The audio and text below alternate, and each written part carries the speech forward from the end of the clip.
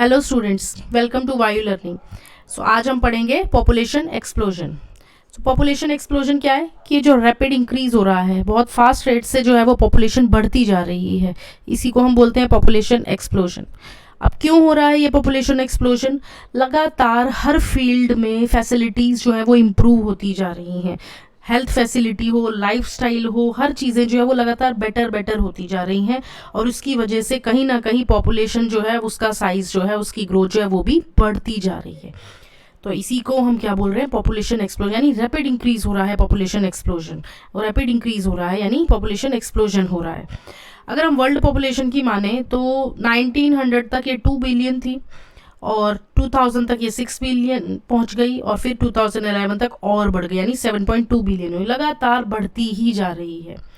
और अगर हम अपने इंडिया की बात करें तो लगभग इंडिपेंडेंस के टाइम पर 350 मिलियन थी, फिर 2000 तक बिलियन तक पहुंच गई और 1.2 बिलियन हो गई मई 2011 में। आरसीएच ने कहीं ना कहीं इस पॉपुलेशन को कम करने में काफ़ी कोशिश की है, लेकिन ये कोशिश जो है वो बहुत माइनर है, बहुत मार्जिनल है, बहुत ज़्यादा जो है वो पॉपुलेशन का जो रेट है वो डाउन इससे नहीं हो पाया है।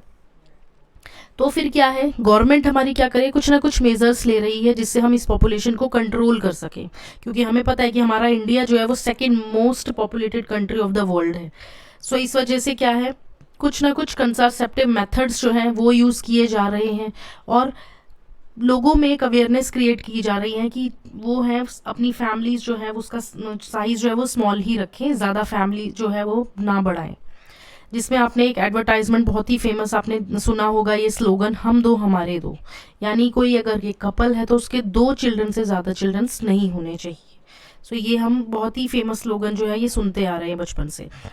इसी तरह से मैरिज की एज ग्रुप जो है वो भी डिसाइड कर दी गई है कि फीमेल की मैरिजेस 18 साल से पहले नहीं होनी चाहिए और मेल की जो एज ग्रुप है वो 21 ईयर्स होनी चाहिए। तो ये एज ग्रुप भी जो है वो डिसाइड कर दिया जाए। इस तरह से हमारी जो गवर्नमेंट है वो कुछ ना कुछ स्टेप्स ले रही है पॉपुलेशन को कंट्रोल करने के लिए।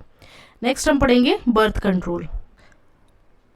तो बर्थ कंट्रोल में क्या है कि यहाँ पर जो अनवांटेड प्रेगनेंसी जो है उससे बचाया जाने, प्रिवेंट की जा रही है अनवांटेड प्रेगनेंसी। अब इसको कैसे कर सकते हैं? इसके लिए बहुत सारे कंट्रासेप्टिव मेथड्स यूज़ किए जाते हैं जो प्रेगनेंसी को रोकते हैं। तो यहाँ पर हम वन बाय वन एक एक जो मेथड है वो डिस्कस करेंगे। सबसे पहले हम बात करेंगे नेचुरल मेथड की और ट्रेडिशनल मेथड की। अब जो नेचुरल मेथड है यानी जो हमारा ट्रेडिशनल मेथड है, इसका मेन प्रिंसिपल क्या है कि स्पर्म और ओवम की जो मीटिंग है उसको रोकना। ठीक है, स्पर्म और ओवम की मीटिंग को यहाँ पर हम रोकेंगे, पर कैसे रोकेंगे? नेचुरल वे में रोकेंगे। तो इसमें यहाँ पर सबसे पहला जो मेथड यूज किया जाता है वो है पीरियोडिक एब्सटिनेंस। इसमें क्या होता है कि जो कपल है वो क्वाइटस को अवॉइड करे। ठीक है, तो ये चीज़ कब हो सकती है? जब एक फीमेल का जो मेंस्ट्रुअल साइकिल का 10th डे होता है वहाँ से लेके 17th डे तक क्वाइटस को कपल को अवॉइड करना चाहिए, क्योंकि हमें पता है कि जो 14th डे होता है वो ओव्यूलेटरी डे होता है ना। 14th डे ओव्यूलेटरी डे होता है, तो यहाँ पर जो क्वाइटस है वो अवॉइड करना चाहिए, क्योंकि यहाँ पर क्या होगा, फर्टिलाइजेशन के चांसेस बहुत ज़्यादा होते हैं। ठीक है, और इसीलिए इसको फर्टाइल पीरियड भी बोलते हैं। तो यहाँ पर क्या होगा, जो कपल है वो पूरी तरह से जो है वो क्वाइटस अवॉइड करे। तो ये एक नेचुरल मेथड है पीरियोडिक एब्सटिनेंस। नेक्स्ट क्या है? विड्रॉल और क्वाइटस इंटरप्टस। क्वाइटस इंटरप्टस में क्या होगा कि यहाँ पर इंसेमिनेशन को अवॉइड किया जाएगा, यानी सीमेन जो है वो वेजाइना में रिलीज नहीं होने देंगे। क्यों? क्योंकि जैसे ही क्वाइटस हो गया उसके तुरंत बाद जो है वो पेनिस जो है वो मेल पार्टनर वेजाइना से तुरंत ही बाहर निकाले, सो दैट कि सीमेन जो है वो वेजाइना में रिलीज ही नहीं हो पाए और फर्टिलाइजेशन होगा ही नहीं।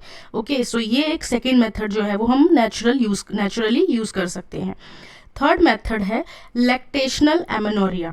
इसमें क्या होगा, मैस्टुरेशन नहीं होगी। ये बात तो हमें पता है कि जब पार्चुरेशन होती है तो उस समय फीमेल के अंदर बहुत सारे चेंजेस आते हैं, तो उनके मैमनी ग्लैंड्स में उस समय मिल्क का प्रोडक्शन होता है। तब वहाँ पर क्या होगा कि एक जो मदर है वहाँ पर कंसीव नहीं कर पाएगी, यानी उस समय जो है उसके अंदर मेंस्ट्रुएशन साइकिल नहीं होगी, तो इस समय पे फर्टिलाइजेशन जो है वो पूरी तरह से फेल हो जाएगी। सो ये भी एक नेचुरल मेथड रहेगा। सो नेक्स्ट मेथड जिसमें बैरियर मेथड है, यहाँ पर हम क्या कर रहे हैं, बैरियर लगा रहे हैं जिसकी वजह से स्पर्म और ओवम आपस में मीट नहीं कर पा रहे हैं। तो ये बैरियर्स क्या होते हैं, कॉन्डम्स। कॉन्डम्स जो होते हैं वो एक बैरियर की तरह एक्ट करते हैं। किसके बने होते हैं, रबड़ के बने होते हैं, लेटेक्स के बने होते हैं। ये क्या करते हैं, मेल के केस में पेनिस को कवर करते हैं, फीमेल के केस में वेजाइना और सर्विक्स को कवर कर देते हैं कॉइटस से पहले, जिसकी वजह से क्या होगा कि सीमेन फीमेल रिप्रोडक्टिव ट्रैक्ट में रिलीज नहीं होगा और वो फीमेल जो है वो प्रेगनेंसी से बच जाएगी। अब इन कॉन्डम्स का यूज़ आजकल बहुत ज़्यादा होने लगा है क्योंकि हमें पता है कि आजकल सेक्सुअली ट्रांसमिटेड इन्फेक्शन जो है वो बहुत ज़्यादा होने लगा है, यानी एड्स जैसी डिजीज़ जो है ये क्योरेबल नहीं है। तो इसकी वजह से जो है वो कॉन्डम्स का यूज़ करना बहुत ज़्यादा ज़रूरी हो गया है। और ये कॉन्डम्स जो हैं ये कैसे हैं, डिस्पोजेबल भी रहती हैं। अब सर्वाइकल कैप्स हैं, वॉल्स हैं, डायफ्राम्स हैं, इस तरह के जो बैरियर्स हैं यानी जो रबड़ के बने होते हैं, इनको हम फीमेल रिप्रोडक्टिव ट्रैक्ट में जो है वो इंसर्ट कर देते हैं और ये सर्विक्स को कवर कर देते हैं और फिर इस तरह से फीमेल जो है वो कंसीव नहीं कर पाती क्योंकि स्पर्म की एंट्री ही नहीं हो पाएगी। इनको भी हम क्या करते हैं, रीयूज़ कर सकते हैं। इसी तरह से और ज़्यादा कंट्रासेप्टिव एफिशिएंसी बढ़ाने के लिए इन बैरियर्स के साथ में हम क्या करते हैं, कुछ जेलीज का यूज़ करते हैं, फोम्स का यूज़ करते हैं और कुछ क्रीम्स का, जिनको हम बोलते हैं स्पर्मिसाइडल क्रीम्स, यानी वो स्पर्म को किल कर देंगी, जिससे क्या होगा 100% चांसेस हो जाएंगे कि यस अब जो है वो कोई भी जो अनवांटेड प्रेगनेंसी है वो नहीं हो पाएगी। नेक्स्ट मेथड है इंट्रायूट्रिन डिवाइसेस यानी आईओडीज। अब ये जो आईओडीज जो है इनमें हमें क्या करना पड़ता है, एक्सपर्ट्स की हेल्प लेनी पड़ती है, यानी हमें डॉक्टर की हेल्प लेनी पड़ेगी या फिर नर्सिस की हेल्प लेनी पड़ेगी। क्यों लेनी पड़ेगी हेल्प, क्योंकि इन आईओडीज को जो है वो हमें यूट्रस के अंदर इंसर्ट करवाना होता है और इतनी अंदर जो है वो वहाँ पे डॉक्टर और नर्सिस जो है वही यहाँ पर इनको इंसर्ट कर पाएंगे। तो वेजाइना के थ्रू यूट्रस में इनको इंसर्ट करवाना पड़ता है। ये जो आईओडीज होती हैं ये सबसे ज़्यादा बेस्ट और फिर आइडियल कॉन्ट्रासेप्टिव्स है फीमेल्स के लिए। यहाँ पर 3 टाइप्स की आयोडीज के बारे में हम बात करेंगे। एक होती है नॉन मेडिकेटेड आयोडी, जिसमें एग्जांपल है लिपलोप्स। अब ये जो नॉन मेडिकेटेड आयोडी है इसका मतलब क्या है कि यहाँ पर इसके अंदर कोई भी केमिकल, कोई भी मेडिसिन जो है वो इसमें यूज़ नहीं हो रही है। इसको डायरेक्ट जो है वो डॉक्टर जो है वो इंसर्ट कर देता है यूट्रस के अंदर। सो कुछ इस तरह की ये दिखती हैं इस शेप में। और बाकी जो सेकेंड आती है वो है कॉपर रिलीजिंग आयोडीज, जिसमें कॉपर टी, कॉपर 7, मल्टीरोड 375 जो है ये हम यूज़ करते हैं। कॉपर आयंस क्या करते हैं, ये रिलीज होते हैं जब तो ये स्पर्म को जो है उसका मूवमेंट भी सप्रेस करेंगे और उसकी जो फर्टिलाइजिंग कैपेसिटी है उसको भी ये रोकेंगे। थर्ड आती है हार्मोन रिलीजिंग आयोडीज। इसमें एग्जांपल है जैसे प्रोजेस्टासर्ट और LNG-20। ये क्या करते हैं, हार्मोन्स क्या करते हैं, ये स्पर्म का फैगोसाइटोसिस करवा देते हैं, यानी स्पर्म को पूरी तरह से एनगल्फ करके उसको डिस्ट्रॉय करवा देते हैं यूट्रस के अंदर ही। सो इस तरह से ये यूट्रस के अंदर पूरी तरह से इम्प्लांटेशन को सपोर्ट नहीं करते क्योंकि स्पर्म की एंट्री ना वहाँ हो पाएगी और ना फिर सर्विक्स में हो पाएगी, क्योंकि ये फैगोसाइटोसिस करवा देंगे स्पर्म की।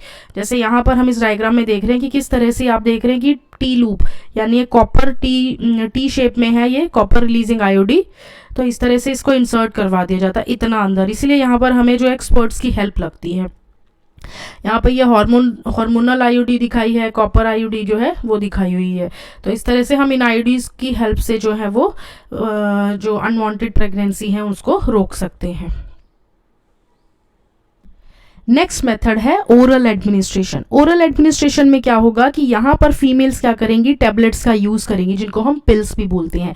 ये टैबलेट्स किसकी बनी होंगी, प्रोजेस्ट्रॉन की या फिर प्रोजेस्ट्रॉन एस्ट्रोजन के कॉम्बिनेशन की बनी होंगी। सो इस मेथड में क्या होगा कि फीमेल का जब मेंस्ट्रुअल साइकिल स्टार्ट होगा वहाँ से लेके 21 डेज तक ये जो टैबलेट्स हैं वो कंज्यूम करेंगी। फिर उसके बाद वो 7 दिन का यानी 1 वीक का गैप करने के बाद अगर उनको लगता है कि उनको कंसीव नहीं करना है तो फिर दोबारा से इसका जो वो डोज है वो लेने लग जाएंगी, जिससे ओव्यूलेशन इनहिबिट होगा, इम्प्लांटेशन भी रुक जाएगा और सर्वाइकल म्यूकस की जो क्वालिटी है वो भी चेंज होने लग जाएगी, जिससे स्पर्म जो है वो एंटर नहीं कर पाएंगे। इस मेथड में जो 2 हार्मोन रिलीज होते थे FSH और LH, इन दोनों हार्मोन्स का पिट्यूटरी से रिलीज जो है वो बंद हो जाएगा, जिसकी वजह से ओव्यूलेशन और इम्प्लांटेशन दोनों ही इनहिबिट हो जाएंगे। अब ये जो पिल्स होती हैं ये बहुत ज़्यादा इफेक्टिव होती है। एक तो इनको लेना, कंज्यूम करना बहुत आसान होता है फीमेल्स के लिए, प्लस इनके साइड इफ़ेक्ट्स जो हैं वो बहुत कम होते हैं, इसलिए फीमेल्स इनको बहुत ही आसानी से ले लेती हैं। लखनऊ में जो CDRI है, सेंट्रल ड्रग रिसर्च इंस्टीट्यूट, वहाँ के जो साइंटिस्ट थे उन्होंने एक पिल डेवलप करी थी, सहेली। ये कैसी पिल है, ये एक नॉन स्टीरॉयडल है, यानी जो है इसके हार्म्स जो हैं, इसके साइड इफ़ेक्ट जो है वो बहुत कम होते हैं, इसलिए ये जो है ये बहुत ज़्यादा फीमेल्स जो हैं उसको यूज़ करती हैं। इसके बाद में जैसे हमारे पिल्स में प्रोजेस्टेरॉन और ईस्ट्रोजन का कॉम्बिनेशन या फिर प्रोजेस्टेरॉन अकेला, इसके कॉम्बिनेशन से भी जो है वो हम क्या करते हैं, या तो इंजेक्शन के थ्रू जो है वो इंसर्ट करवा देते हैं, या फिर हम क्या करते हैं, इम्प्लांट करवा देते हैं अपर आर्म के अंदर with the help of some surgical procedure. अब यहाँ पर जो है वो नॉर्मली हमारा जो इम्प्लांट इंडिया में यूज़ होता है वो है नॉर प्लांट। ये नॉर प्लांट जो है इसको डायरेक्टली जो है वो स्किन के अंदर जो है वो इंसर्ट कर दिया जाता है सर्जिकल प्रोसीजर के द्वारा।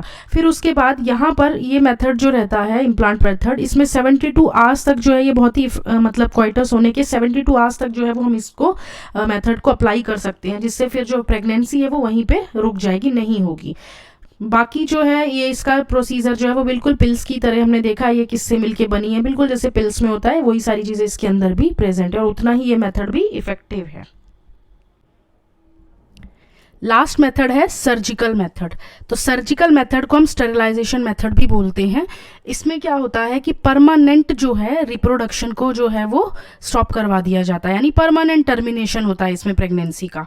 अब यहाँ पर जो मेल्स के अंदर सर्जिकल मेथड परफॉर्म किया जाता है उसको हम बोलते हैं वाजेक्टोमी, और फीमेल के अंदर परफॉर्म किया जाता है इसको हम बोलते हैं ट्यूबेक्टोमी। इसमें होता क्या है, इन केस ऑफ वाजेक्टोमी जो वास डिफरेंस होता है उसके अंदर एक छोटा सा कट लगा दिया जाता है और फिर उसको बांध दिया जाता है, जिसकी वजह से क्या होगा कि स्पर्म जो है वो ट्रेवल ही नहीं कर पाएंगे, यानी गैमेट जो है वो ट्रांसपोर्ट ही नहीं कर पाएंगे, उनका ट्रांसफर ही नहीं होगा। तो इस तरह से ये मेथड जो है ये बहुत ज़्यादा इसमें एरर जो है वो बिल्कुल नहीं होता, 100% सक्सेसफुल मेथड होता है। बट बात यहाँ पे ये आती है कि ये परमानेंट टर्मिनेशन है, तो अगर कोई दोबारा से सोचे कि कंसीव करना है तो फिर वहाँ पर इसको जो है वो रिवर्स नहीं किया जा सकता। अब सेम केस ट्यूबेक्टोमी, यहाँ पर क्या होगा, फेलोपियन ट्यूब्स जो होंगी इनके अंदर जो है वो कट लगा दिया जाएगा, तो यहाँ पर फिर जो ओवम होगा वो ट्रांसफ़र ही नहीं हो पाएगा। तो इस तरह से यहाँ पर भी जो है वो प्रिवेंट कर दी जाएगी प्रेगनेंसी, यानी गैमेट का ट्रांसफ़र यहाँ पर रुक जाएगा। तो ये थे सारे कॉन्ट्रासेप्टिव मेथड। लास्ट में क्या है कि इन कॉन्ट्रासेप्टिव मेथड्स के कुछ जो है वो साइड इफ़ेक्ट्स भी होते हैं, जैसे नौशिया, कुछ लोगों में नौशिया की प्रॉब्लम आ सकती है, किसी में अबनॉर्मल पेन हो सकता है, ब्लीडिंग हो सकती है, मेंस्ट्रुअल साइकिल इरेगुलर हो सकते हैं, और कई बार ब्रेस्ट कैंसर। तो ये सारे जो है ये इसके साइड इफ़ेक्ट्स हैं।